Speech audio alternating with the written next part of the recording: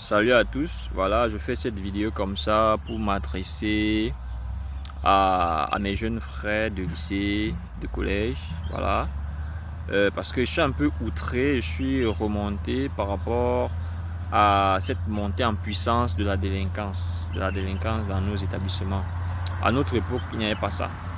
C'est-à-dire, c'était déjà de l'inédit de voir un enfant qui arrive à l'école avec un couteau, avec un poignard. Et pire encore, d'essayer d'utiliser ce poignard contre un responsable de société. C'était impossible.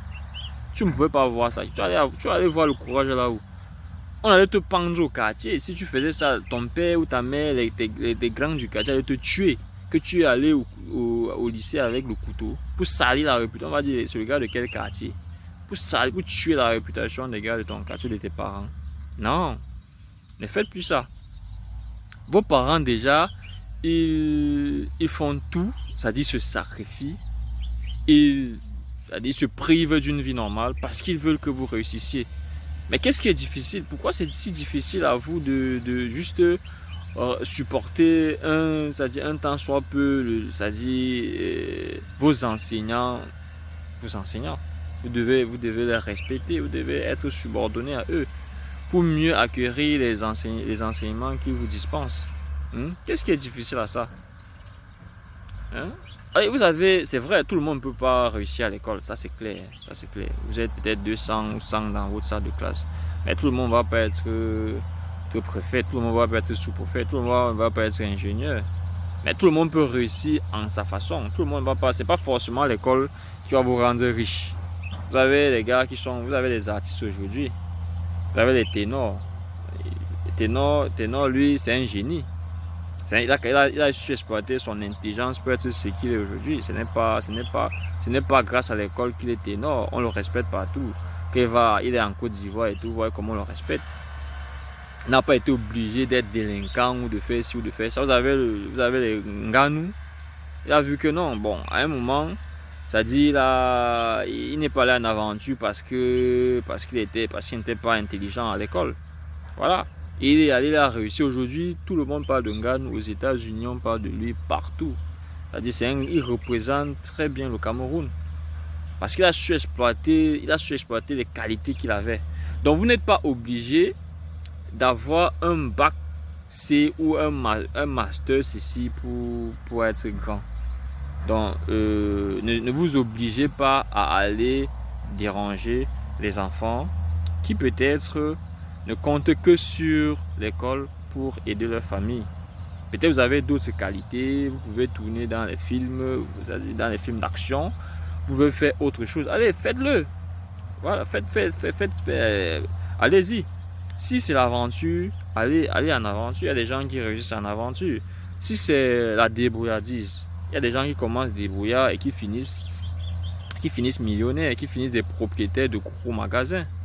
Hein? Si c'est les petits métiers que vous voulez faire, bon, il n'y a pas de petits métiers, hein. Si c'est les métiers de la main, comme on dit souvent, vous avez la mécanique automobile, vous avez froid et climatisation, vous avez la menuiserie métallique qui est en pleine expansion dans notre pays aujourd'hui, les vitriers, voilà. Vous avez c'est-à-dire vous avez tellement d'opportunités que vous pouvez faire. Vous pouvez laisser l'école, aller faire cela et sauver votre vie. Sauver celle de vos parents. Voilà.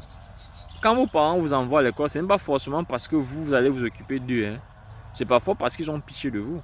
Et s'ils ont pitié de vous, combien de fois vous-même, vous devez avoir pitié de vous aussi. Vous poignardez un père qui, c'est-à-dire, tu sors ton couteau, tu pars poignarder quelqu'un qui a l'âge de ton père. Quand tu rentres chez toi, tu dors, même si on ne t'arrête pas. Qu'est-ce que tu vas voir? C'est-à-dire, tu vas dormir. Tu vas rester comme ça, tu dors, tu dis, ouais, j'ai poignardé un père là. Mon frère, ça c'est lâche. Et celui qui s'adresse à son enseignante là, vraiment, hein, il faut arrêter. C'est-à-dire, si tu veux, quand tu veux faire le donnement, va faire le donnement au terre. Sors comme ça, tu enlèves la tenue, tu descends au terre. Si tu as Yaoundé, va à l'avenue Kennedy, tu fais le donnement là-bas. On te dit non, voici le plus grand donnement de l'avenue Kennedy.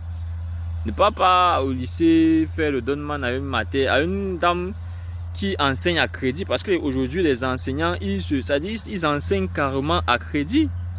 Voilà, Et récemment, il y a ça, un mois, il se plaignait d'un certain nombre de choses. Dieu merci, l'État fait des efforts pour qu'ils reprennent le chemin des classes. Mais vous êtes les premiers encore à vous retourner contre eux. C'est malhonnête. Et les parents aussi. Les parents devaient tirer, vous devez causer avec vos enfants. Si les enfants, causez avec les enfants. Regardez un peu ceux qui ne veulent plus fréquenter. Faites-leur des propositions. L'école, ce n'est pas une fin en soi. Hein. L'école n'est pas une fin en soi. À notre époque, c'était, c'est-à-dire, trouver le couteau dans le sac d'un élève, c'était quelque chose d'extraordinaire. C'est-à-dire, si on trouvait le couteau dans le sac d'un élève, il allait s'exclure lui-même, lui seul. C'est-à-dire, il n'allait pas attendre un conseil de discipline. Et aujourd'hui, ça devient courant. Il y a cela 1 an, 2 ans, un élève a tué son enseignant de mathématiques à Yaoundé. Vraiment, nous ne voudrons plus que cela arrive chez nous.